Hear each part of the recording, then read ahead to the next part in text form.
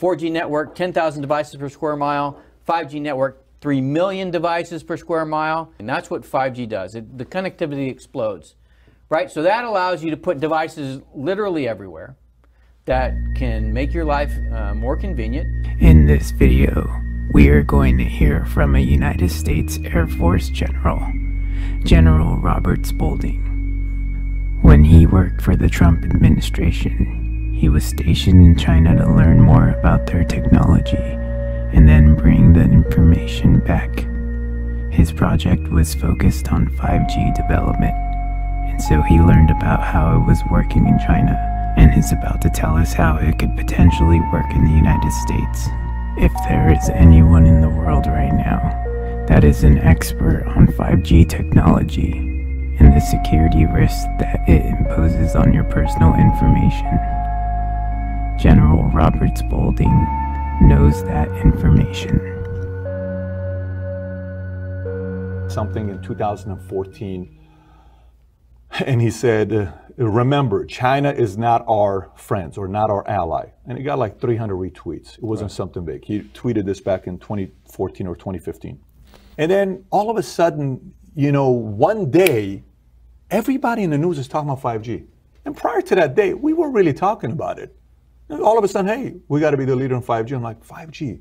So I'm going to start looking 5G. Okay, 1G, 2G, 3G. 1G is the regular phone back in the days. 2G is whatever. 3G is the iPhone, you know, and then 4G is the latest phone. And then now 5G is going to be changing the game. And most people go to, well, 5G is just a faster phone, right? Because that's what initially, we've always seen the G linked to a phone. Oh my gosh, I can download a movie in 3.6 seconds now on Netflix, a 2-hour movie, where before it was 3 minutes or 6 minutes, whatever, right?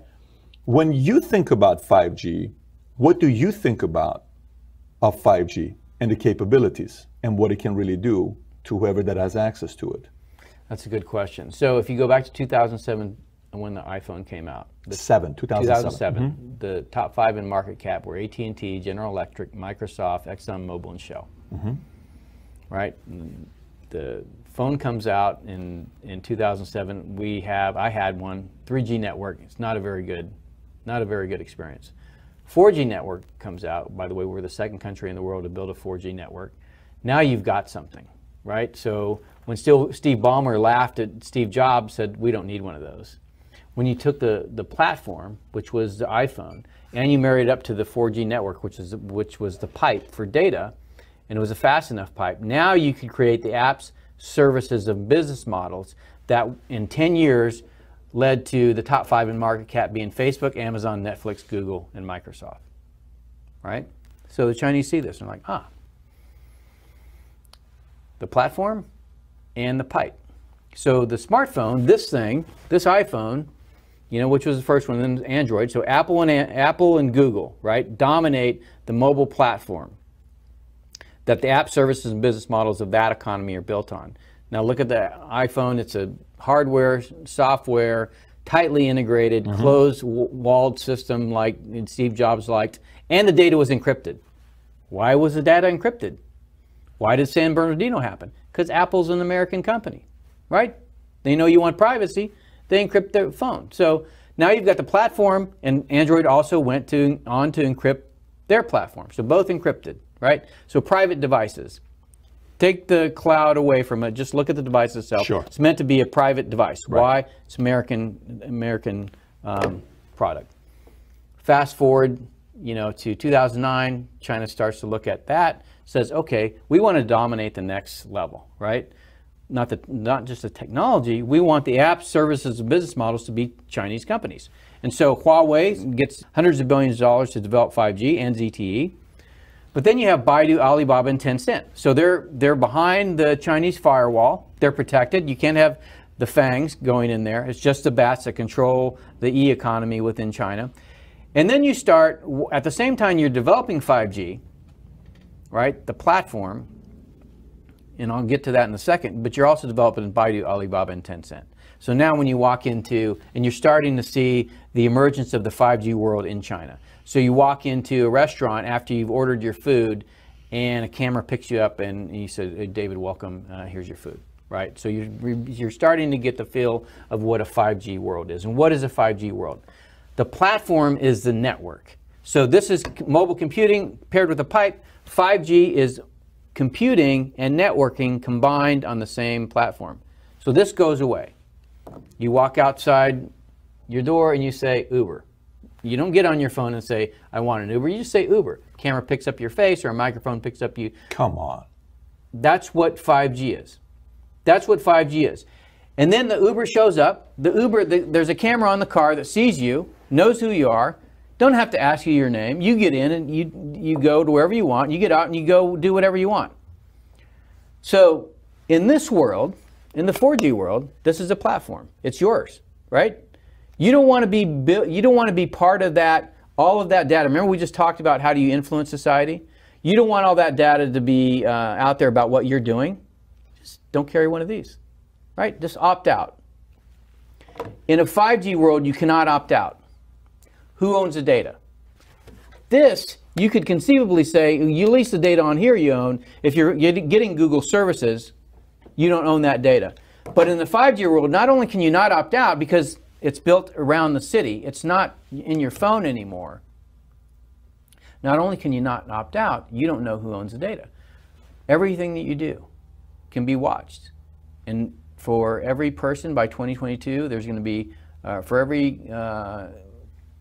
there's 2 cameras for every person. There's two people for every camera in China by 2022. They have 1 billion right now on surveillance. Right, a billion cameras in China right now. With artificial intelligence for facial recognition, right? So all of this is getting built right now in China. And who's helping them do it? Microsoft, Google, right? All of these companies that want to deploy this world into our country.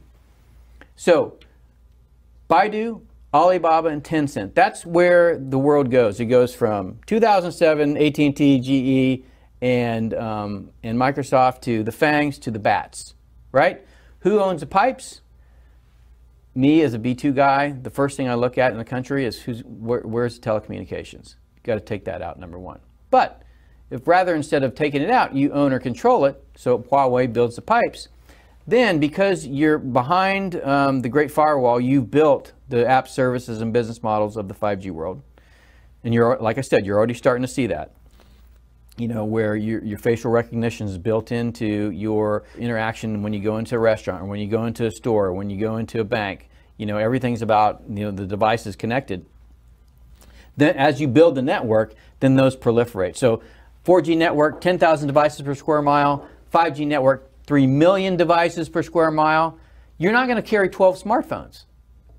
You may not even carry a smartphone. 10,000 to 3 million? 10,000 to 3 million. That's what 5G does. The connectivity explodes, right? So that allows you to put devices literally everywhere that can make your life more convenient. I find it interesting how the same person that invested in the development of COVID-19 is also linked to the development of 5G technology. The co-founder of Microsoft, Bill Gates. If you are concerned about EMF frequency risks, there are a few practices that you can do at your home tonight. I would recommend turning off your internet at night. Try not to sleep with your phone in the bed or any sort of wires around your headboard. A general rule of thumb is to not keep mobile devices too close to you, or anything else that might be leaking out radio frequencies.